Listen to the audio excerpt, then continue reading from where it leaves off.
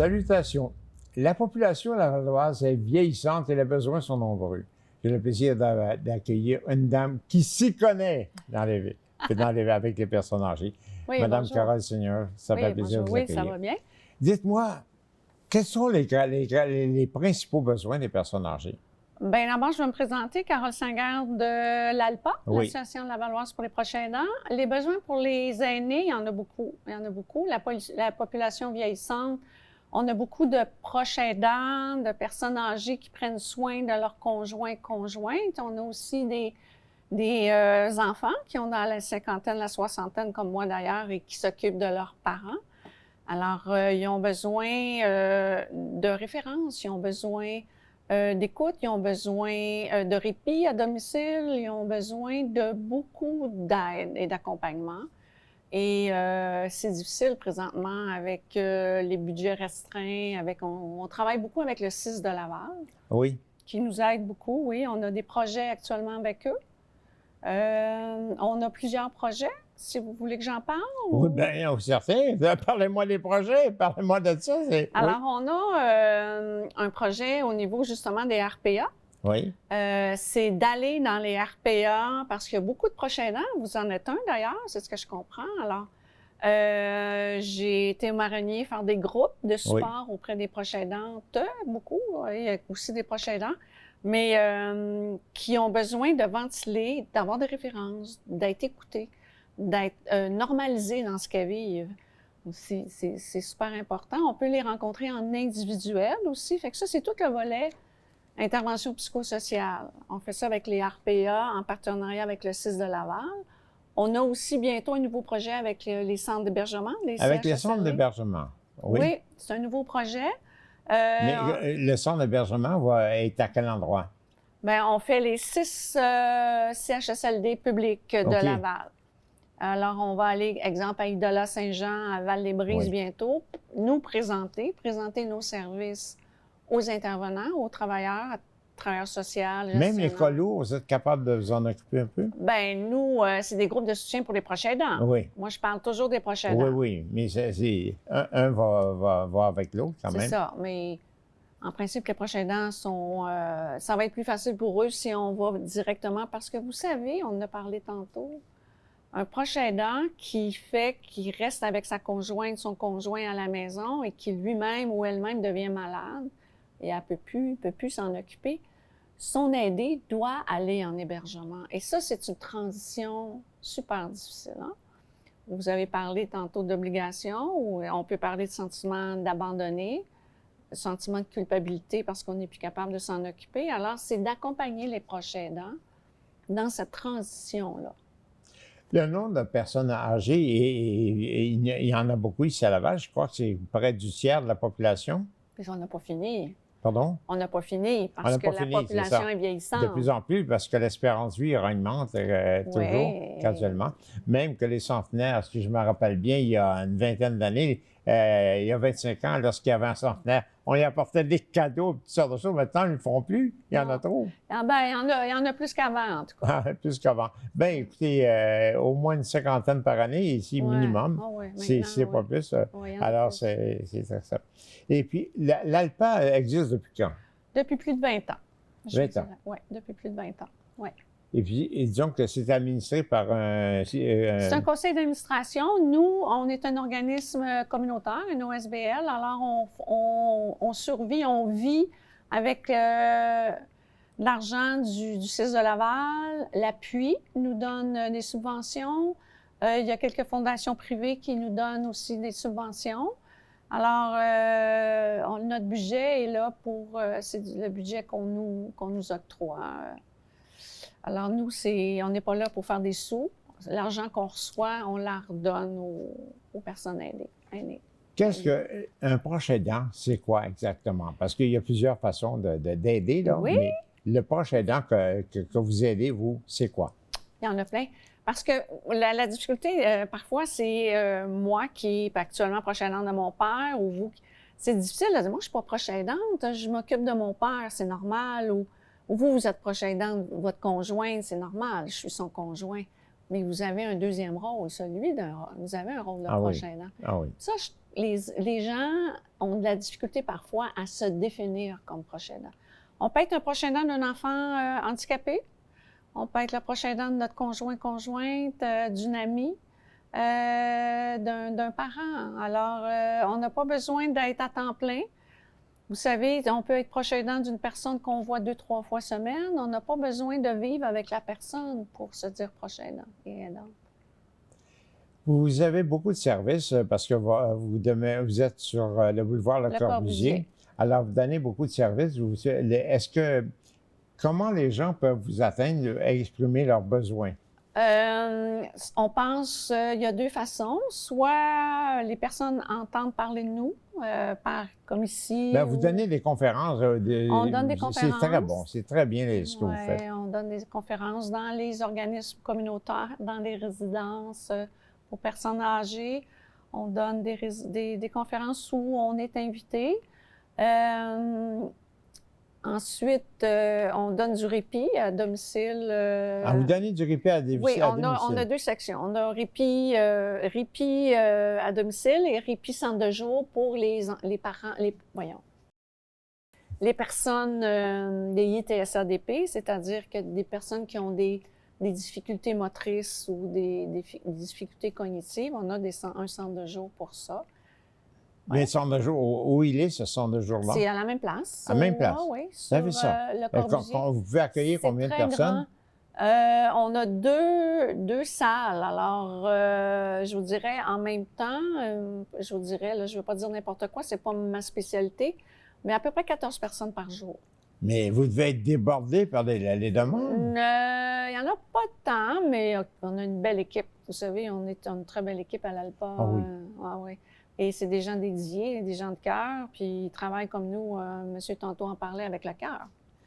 Ça prend une certaine formation pour accomplir ce travail. Oui, c'est des gens qui ont des formations en psycho, en travail social ou en sociologie, pour l'intervention psychosociale. Pour le centre de jour, c'est des éducateurs spécialisés et le répit à domicile, c'est des préposés ou formés ou des personnes qui sont des infirmières auxiliaires. Vous avez une vision? Pardon? Si je ne me trompe pas. Oh, bon, oui. Quelle est votre vision d'avenir pour votre association? Ah, mon Dieu, l'avenir,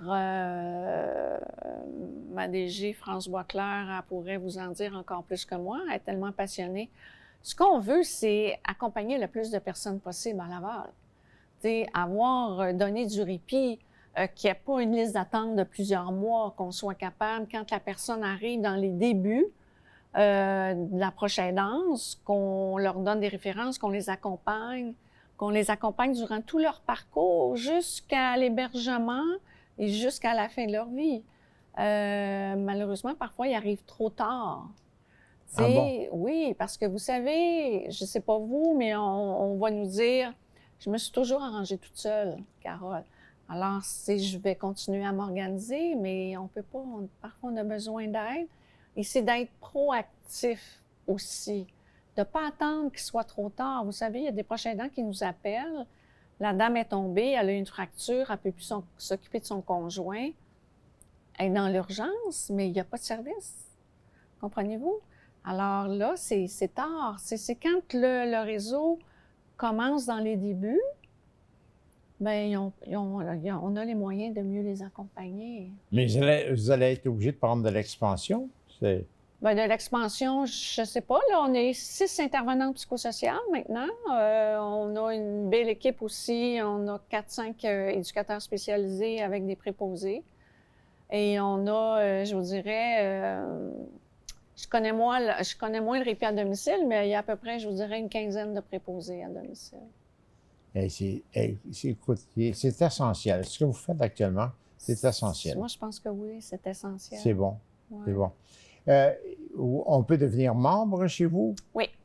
On peut devenir membre, c'est 20 $ par année, ce qui vous offre des rencontres psychosociales gratuites, des groupes de soutien gratuits. Vous pouvez être sur la liste d'attente pour le répit. Quand on arrive du répit à domicile, c'est 3 $ de l'heure. pour 4 heures de service, ce qu'on ne peut pas dire que c'est cher. Vous avez droit à des ateliers. On a des ateliers qu'on fait au bureau. On fait des conférences. Tout ça, c'est gratuit. Est-ce que quelqu'un qui a un besoin, mettons, demain, j'arrive, j'ai un problème, j'ai une activité, est-ce que vous pouvez rapidement prendre la personne en charge? On peut rapidement vous rencontrer. Ouais. Oui? Oui, en individuel, voir vos besoins, vous écouter, déjà commencer à vous donner des références, et puis voir avec vous comment on peut vous aider. Ouais. Quel est le nom de votre présidente? Notre présidente, c'est France Boisclair. France Boisclair. Alors, on lui rend un hommage un petit peu. Oui, parce que merci France beaucoup de est travail que vous faites. super impliquée, occupée et dédiée, je dois dire. Puis elle a choisi des bonnes personnes dans son équipe. Ah, je vois. C'est formidable. Vous faites un beau travail. Oui. Écoutez, est-ce que vous avez besoin de bénévoles? Présentement, non. Non. Pas de bénévoles. Non, on travaille peu avec les bénévoles. C'est notre conseil d'administration. On a besoin de bénévoles au niveau du centre de jour, des fois l'été, où on va promener les personnes qui viennent en vélo. On a des vélos spécialisés où la personne pédale et le bénévole est en arrière. Et c'est lui qui pousse. Alors, on aurait besoin de plus de bénévoles pour ça, là, mais...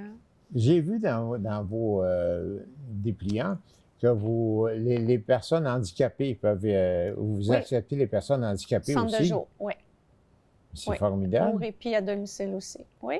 Formidable, vous faites un travail. Oui. Bien, c'est un travail, je pense, qui est nécessaire. Puis on travaille beaucoup avec les organismes communautaires autour, puis avec le CIS, je pense qu'ils comprennent le besoin. Notre population lavalloise vieillit. Oui. Alors, on va avoir de plus en plus besoin de Écoutez, services. l'espérance de vie est rendue à 86 ans, je crois, ici à Laval, même un peu plus qu'à Montréal. Ouais. Et puis, on voit que ça s'est porté à augmenter. Oui, et puis, il y a de plus en plus de proches aidants aussi, parce que on a un manque de services, malheureusement. Madame Carole Seigneur, vous êtes formidable, je vous admire et je tiens à vous remercier beaucoup de tout le travail que vous faites. Ça me fait plaisir de vous avoir rencontré. Merci. Et n'hésitez pas à appeler si vous avez besoin. Oui, d'accord. Vous aussi. Oui. Voici une petite capsule historique. Vous savez que chez les papes, ça n'a pas toujours été bien. Il y a eu des gros problèmes. Là, au début, c'est Saint-Pierre qui était le pape. Et puis, Saint-Pierre avait nommé Clément I comme pape. Il était le deuxième pape. Mais là, déjà, on se chicanait pour la papauté pour avoir ça. Alors, Clément I a été obligé de démissionner pour laisser sa place à Lain. Alors, probablement qu'il est devenu Saint-Lain par après. Alors, vous voyez que chez les papes, c'était pas tellement toujours la grande accord. Et en l'an 1045, il y avait un nommé Benoît IX, qui a dû démissionner, et qui n'a pas dû démissionner, mais qui a démissionné pour laisser la place à son parrain. Et on s'arrangeait bien chez les papes. Grégoire VI avait, aussi un peu plus tard, Grégoire VI avait vendu son trône. Alors, son droit de papauté, il vendait son droit de paper. Il y a aussi, en même temps, plusieurs papes aussi, en même temps, à Avignon et à Rome. Voici les papes. C'était pas toujours facile. Parler français, c'est bien important. Et Bernard Larin est un spécialiste de la langue. On le connaît bien. Bernard Larin, c'est un plaisir de vous accueillir. Bien, merci beaucoup, Jean-Jacques. Bernard Larin, vous avez un cheminement tellement... Vous êtes polyvalent, quand même. Et parlez-moi un petit peu de votre cheminement. Écoutez, j'ai fait mes études en théâtre à l'Université du Québec. En théâtre en premier, au début? Monsieur. Oui, monsieur. Et j'en ai fait professionnellement pendant 2 ans. Puis ça a été une période difficile de ma vie. Jeune comédien, j'avais pas toute la formation nécessaire. Et puis, rendu à un certain âge, j'avais 28 ans, j'avais pas vraiment la formation nécessaire pour poursuivre. Alors, j'ai choisi une autre voie. Puis la vie nous envoie quelquefois des messages et des guides qui nous dirigent. Et en l'occurrence, c'était mon frère qui était déjà journaliste. Il m'avait demandé si ça m'intéressait. Je lui ai répondu oui. Il dit, écoute, on va pose ta candidature. J'ai posé ma candidature à CKC à l'époque, à Montréal. On m'a envoyé, non pas à Montréal, mais dans l'Outaouais. J'ai appris le métier de journaliste. J'ai fait de la radio, de la télévision dans l'Outaouais. Ben oui. Puis après ça, je suis revenu à Montréal, pendant lesquels j'ai fait surtout de la radio à Montréal. Mais à Montréal, à la télévision, vous étiez une figure très, très connue. Oui, exact. Pendant combien de temps? À Montréal, j'ai été là de 1977 à 1990. En 1990, j'avais l'impression d'avoir fait, après 17 ans dans le métier, j'avais l'impression d'avoir fait le tour du jardin. Et puis là, j'ai décidé d'aller d'un autre côté de la vie. Ce qui me fascinait, c'était les centres de décision. Puis particulièrement, comme journaliste, j'avais couvert la scène municipale, j'avais couvert Laval, j'avais couvert Montréal. Et puis, la vie m'a envoyé d'abord comme attaché politique avec l'époque Jean Doré pendant 1 an. Ah, vous avez commencé avec Jean Doré. Avec Jean Doré, exactement, comme attaché politique aux affaires internationales. Pour moi, ça n'a pas été une expérience heureuse et puis j'ai dû me réorienter. Je voulais revenir aux communications et encore une fois, la vie a été vraiment exceptionnelle. Quelqu'un m'appelle pour me dire, écoute, il y a un poste d'attaché de presse à Laval qui s'ouvre, serais-tu intéressé? J'ai dit oui, je suis intéressé. J'ai passé les entrevues nécessaires et je suis devenu l'attaché de presse du maire de l'époque pendant 5 ans. Et c'est là qu'on s'est rencontrés. Vous aviez été attaché politique aussi du maire de Montréal. Exactement, avant, exactement. Mais vous en avez rencontré des gens? Oui, beaucoup. Je dirais dans les gens que j'ai rencontrés qui m'ont beaucoup impressionné, Lucien Lallier, Lucien Saunier, pardon. Saunier. Oui, plutôt Lallier, c'est un autre domaine, qui était président du comité exécutif de la Ville de Montréal. C'est un monsieur très droit, pas un communicateur né, mais quelqu'un en qui on peut avoir confiance immédiatement. Et puis, c'est quelqu'un qui m'a beaucoup impressionné dans les rencontres que j'ai eues avec lui. Et puis ensuite, mon Dieu, le maire Doré était quelqu'un aussi de très fascinant avec qui travailler.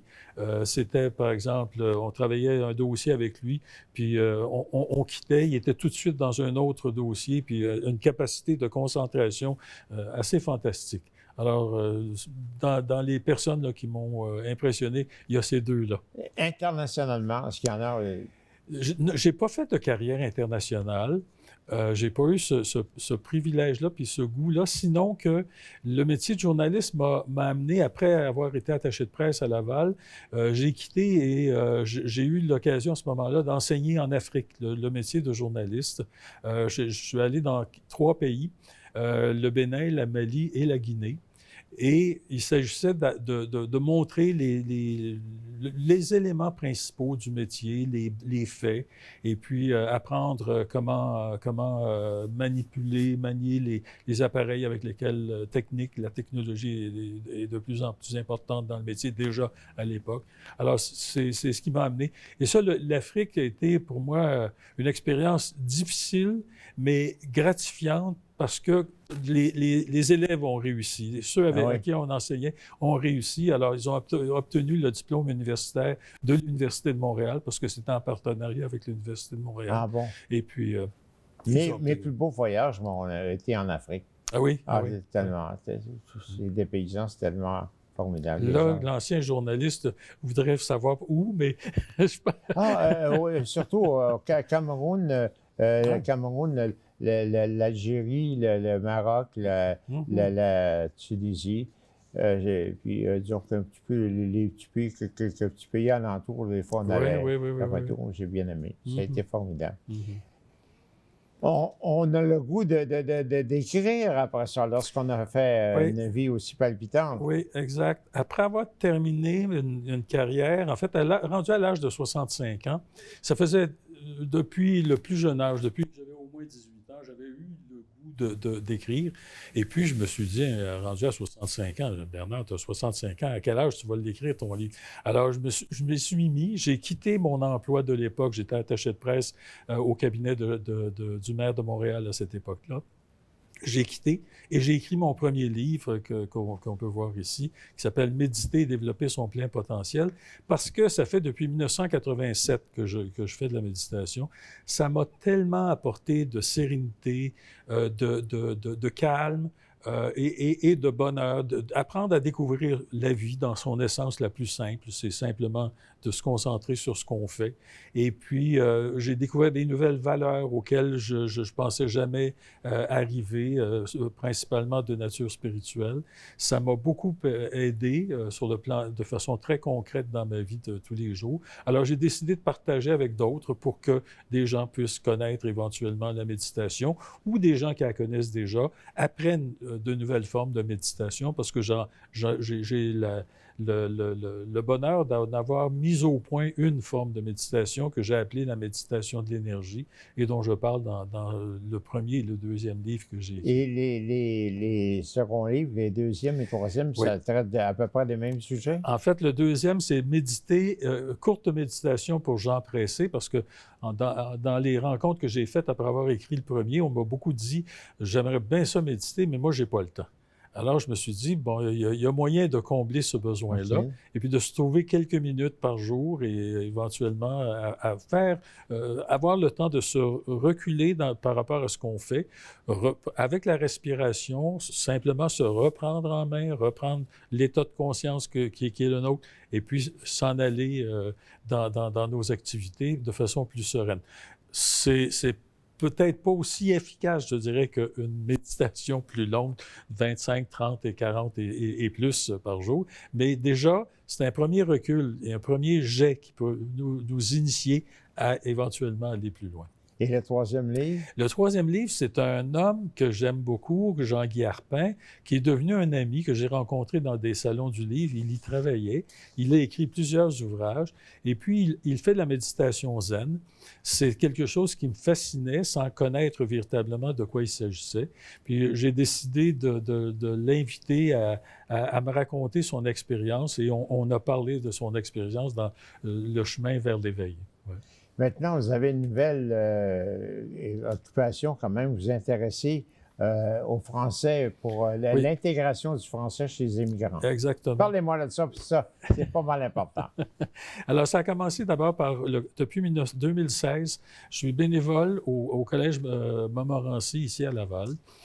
Nous rencontrons des étudiants, parce que je ne suis pas le seul, on rencontre des étudiants, des immigrants qui arrivent, qui sont ici depuis quelques mois et qui sont en apprentissage du français. Et nous sommes invités simplement à les rencontrer dans les classes et à discuter avec eux. Il y a des thématiques. Et puis, on déborde beaucoup de ces thématiques-là pour rencontrer les humains dans ce qu'ils vivent. Et nous leur parlons du milieu dans lequel nous vivons. Et c'est une expérience très enrichissante. De cette initiative-là, une autre est née. Nous avons... la communauté syrienne avait comme projet... Syrienne? Syrienne, d'abord, bon? Oui. En 2020, au moment du déclenchement de la pandémie, elle avait mis sur pied des rencontres avec des gens de la communauté syrienne et avec nous, des bénévoles de Laval. On les rencontrait pour discuter, encore une fois, sur le même principe, des rencontres pour les aider à mieux maîtriser leur français. Et là, plus récemment, depuis le 9 octobre jusqu'au 11 décembre, à tous les lundis soirs, nous rencontrons des gens qui sont déjà établis ici, mais qui, dans des diverses communautés, n'ont pas l'occasion de parler le français. Très souvent, les communautés se referment sur elles-mêmes, les gens utilisent surtout leur langue maternelle, ce qui est correct, mais ils oublient un peu le français. Alors, il y en a plusieurs qui sont désireux de peaufiner, d'améliorer leur pratique du français. Alors, nous les rencontrons lors de ces lundis soirs à la bibliothèque multiculturelle et nous avons le plaisir d'échanger avec eux sur des thématiques de grande simplicité, mais qui rend la chose très conviviale. Et c'est pour ça, d'ailleurs, qu'on a appelé ce programme-là « Parler en français avec des voisins », parce que nous sommes des gens de Laval et ceux avec qui nous discutons, ce sont aussi des gens qui sont dans des communautés et ça leur permet de briser leur isolement, de rencontrer des nouveaux visages, éventuellement peut-être de se faire des amis, sait-on jamais ce que la vie nous réserve. Vous faites ça sur l'égide de la Maison des grands-parents. De Laval, exactement. Et c'est situé dans le cœur de Laval quand même. C'est ceux qui connaissent le BML2. Exactement, c'est ça. On est situé, on a un local. En fait, c'est un bureau, c'est pas une maison, mais c'est le noyau, disons, dur. La maison des grands-parents de Laval, on est au 25 rue Saint-Louis. Oui. Et puis, les gens, c'est préférable de nous appeler. Si on va sur Internet, on peut facilement trouver le numéro de téléphone. Puis, vous m'excuserez, mais je ne le connais pas par cœur. Non, mais quand même, on va le reproduire. Je l'ai ici en annexe. Et puis, on va le placer, votre numéro de téléphone. Et puis, c'est ouvert au grand public. Absolument. Oui. Est-ce que les expériences actuelles sont profitables, ce que vous avez fait actuellement? C'est toujours difficile à mesurer. Et justement, parce qu'il y a certaines difficultés à mesurer, à chacune des sessions, on fait une évaluation. On demande à chacun comment chacun a vécu cette expérience-là, autant les bénévoles que les participants. Pourquoi? Parce qu'on veut améliorer notre façon de procéder et puis, en recueillant leurs commentaires, ça nous permet éventuellement de tracer de nouvelles routes et de nouveaux exemples de façon de procéder pour faire en sorte que les gens soient intéressés à peaufiner, à améliorer leur apprentissage du français. Puis, rappelons qu'on est au Québec, et puis dans une ville qui voit que le français est de plus en plus malmené. Alors, c'est notre petit effort, si on peut appeler ça comme ça, en tant qu'aîné actif, de contribuer à faire en sorte à ce que le Québec puisse continuer à évoluer tout en protégeant la langue et la culture québécoise. Et ça permet aussi à tout le monde, à tous ceux qui sont dans cette ville et qui ne connaissent pas nécessairement toute la richesse des choses qu'on peut offrir, que la culture québécoise peut offrir. Alors, ça nous permet justement de Mais c'est essentiel, c'est un travail essentiel que vous faites. Bien, presque. Si on ne veut pas oublier notre langue quand même, parce que, écoutez, en 1950, 95% de la population ici était francophone. Exactement. Maintenant, on est rendu à peine 50%. Puis 30% de notre population sont nés à l'extérieur du pays. C'est ça. Alors, c'est important, ça. C'est un travail important. Exactement. Bernard Larin, vous faites un travail magnifique. Moi, je vous remercie beaucoup. Puis on attend votre prochain livre. Bientôt. Merci. Merci, Jean-Jacques.